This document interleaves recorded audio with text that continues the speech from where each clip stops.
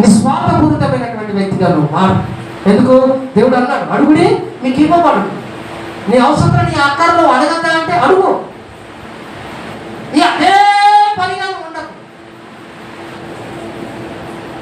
అది నీకు అవసరమని నీకంటే ముందుగా నా తండ్రికి తెలిసే ఉన్నది. తప్పకుండా నీకు సాయం చేస్తాను.